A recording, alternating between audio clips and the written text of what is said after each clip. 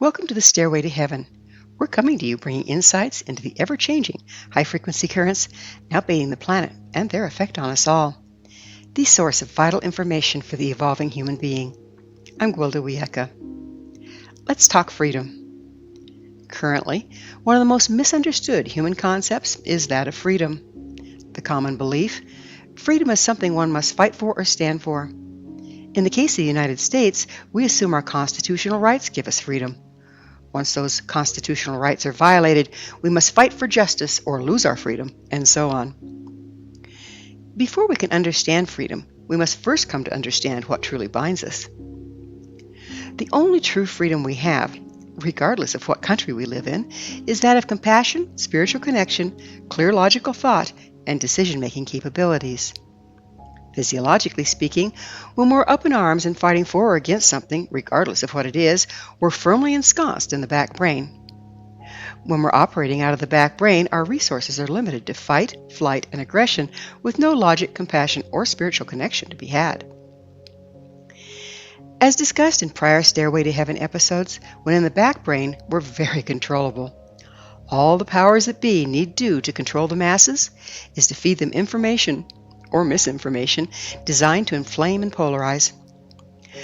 When confronted with the appropriate stimulus, we're driven into the back brain where logic no longer prevails. At that point, we can be herded around by our righteous indignation based upon the stimulus we're fed. Let's take a deeper look at the anatomy of this beastie. Polarization is one of the tools used to render people controllable. If you can be incited to take a polarized stance, in effect, you've given up your freedom. In a simplified example, envision a teeter-totter. As children, most of us have stood at the fulcrum of a teeter-totter with one foot on either side of center and balanced, without either side of the board touching the ground. This can only be accomplished from a central stance and the mobility to change weight from foot to maintain balance. If we try to run from one end of the board to the other to create balance, we're destined to failure.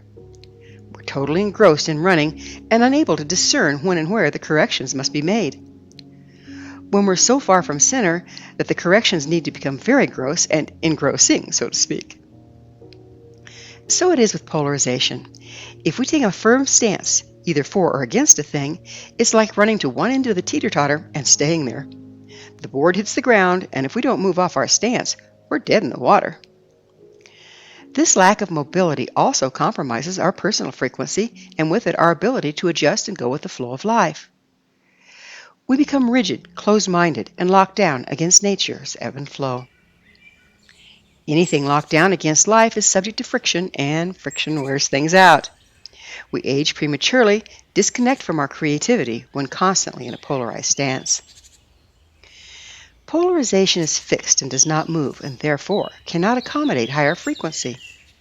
Judgments are also fixed and therefore low frequency. Only in considering other viewpoints and realities rather than judging against them out of hand can we begin to come out of polarization. When we stand in the truth of self and the way life works, we have the stability to consider other viewpoints without the risk of losing our own. It's important to bear in mind when tempted to be dead set for or against a thing, it's not the thing so much as the timing. This is beautifully expressed in Ecclesiastes 3. To everything there's a season, and a time to every purpose under heaven, a time to be born and a time to die, a time to plant and a time to pluck up that which is planted. There's nothing wrong with harvesting, but if one attempts to harvest corn in the spring, they'll come away empty-handed. In the quest to find what's right and wrong, a polarized concept to begin with, we tend to lose sight of the fact that nothing is right or wrong, just out of its natural rhythm and timing.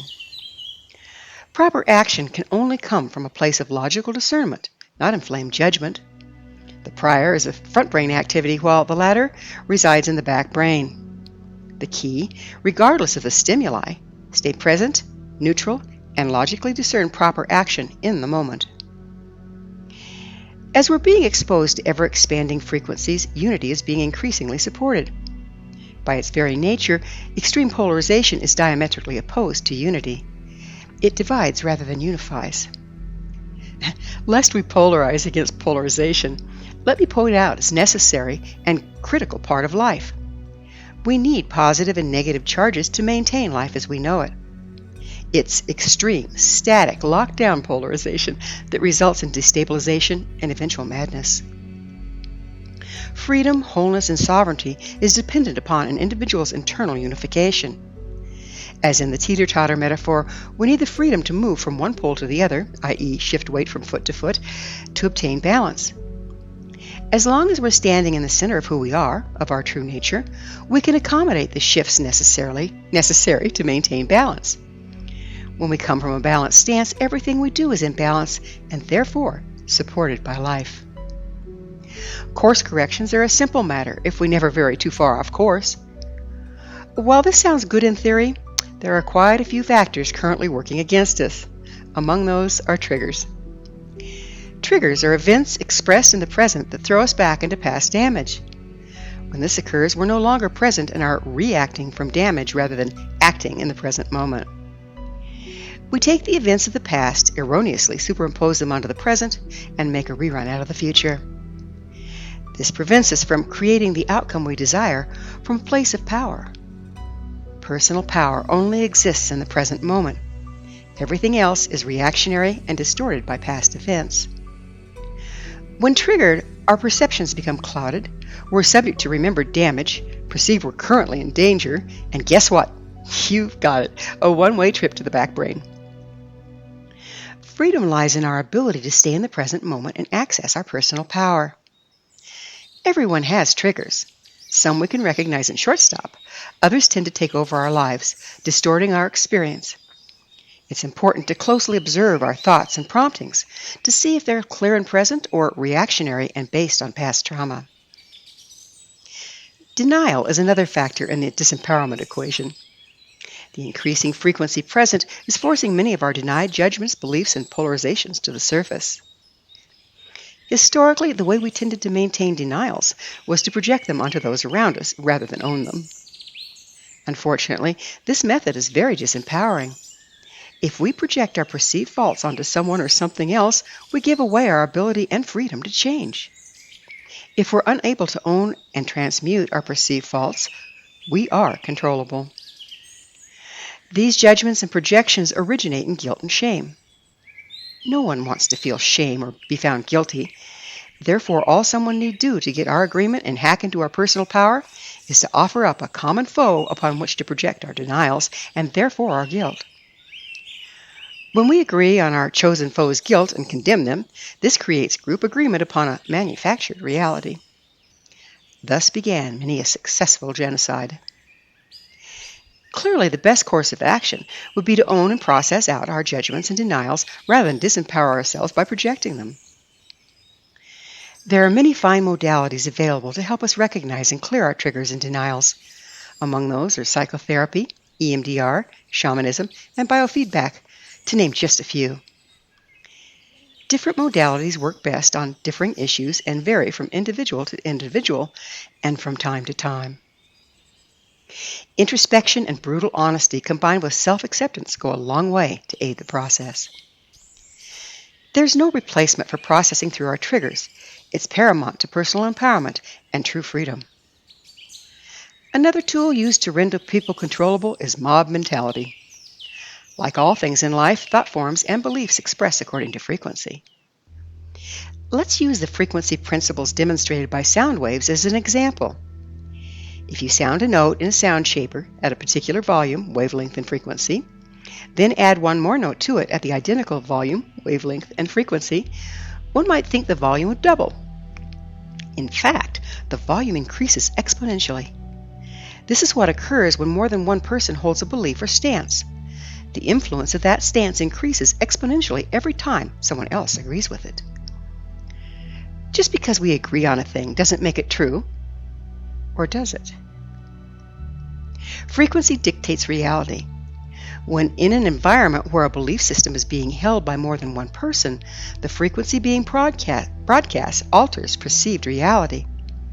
When an individual enters this environment, unless they're self-aware, firmly anchored in the present moment and in a neutral stance, they become subject to the altered reality and end up adding their agreement to the equation. When we're not internally unified, we're subject to propaganda, manipulation, and exploitation. This is the anatomy of cults and mob mentality. Control the common denominator belief system, and you control the masses.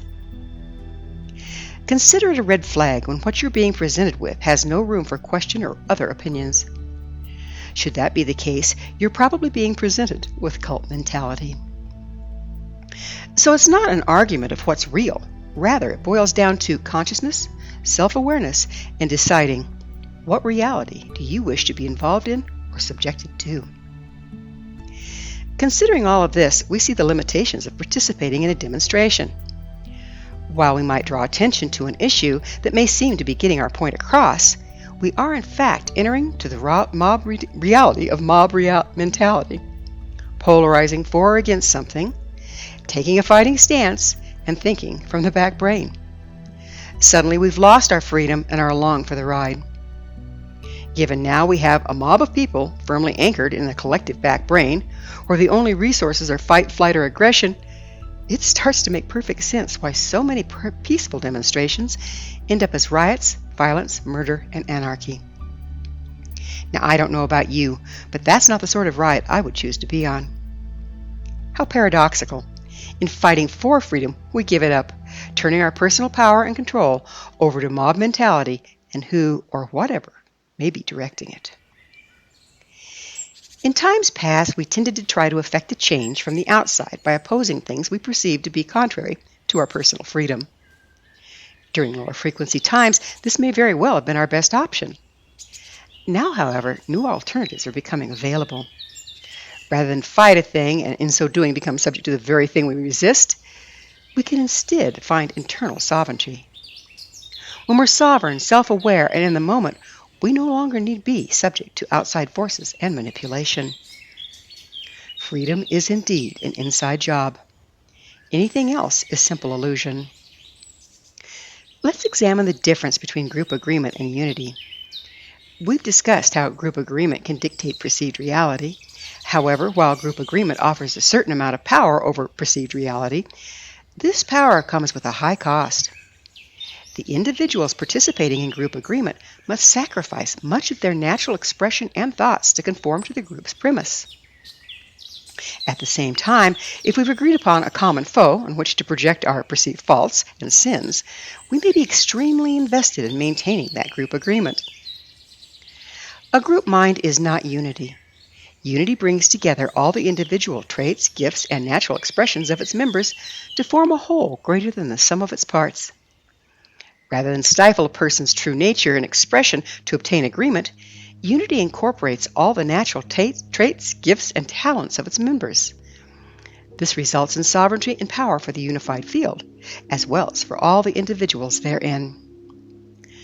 To participate in unity, we need to extract our personal power from the current system, become unified and sovereign within ourselves, and then bring our natural expression to the whole.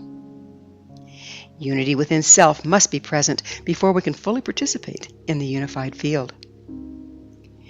In unity, the whole supports and uplifts all its members rather than controlling and disempowering them. At higher frequencies, this is our true design. Obtaining freedom requires no battle, nothing to oppose, but rather a personal choice to no longer participate in our own enslavement.